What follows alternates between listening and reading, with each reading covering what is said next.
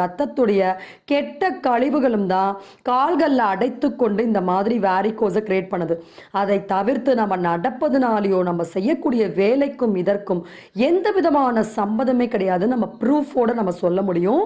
So okay, அப்போ இந்த விஷயத்தை நீங்கள் வீட்டில் இந்த மாதிரி எப்படி செய்ய முடியும் அப்படின்னா, அந்த காலத்தில் பார்த்தீங்கன்னா நீங்கள் கிராமத்துலலாம் சொம்பு வைக்கக்கூடிய பழக்கம், மூச்சு பிடிப்பு இருந்தால் சொம்பு வைப்பாங்க. அது இந்த பிரச்சனைக்கு ஒரு முற்றிலுமான தீர்வு கொடுக்கும். ஸோ இந்த வீடியோவில் காட்டுற மாதிரி ஒரு அகல் விளக்க பேஷண்ட்டுடைய முதுகில் வைக்கணும். ஒரு சின்ன அளவுக்கு கற்பூரத்தை வச்சு அந்த கற்பூரத்தை ஏற்றிடணும். அந்த கற்பூரம் எரியும் போது ஒரு டம்ளர் போட்டு கப்புன்னு நம்ம கவுத்திடணும்.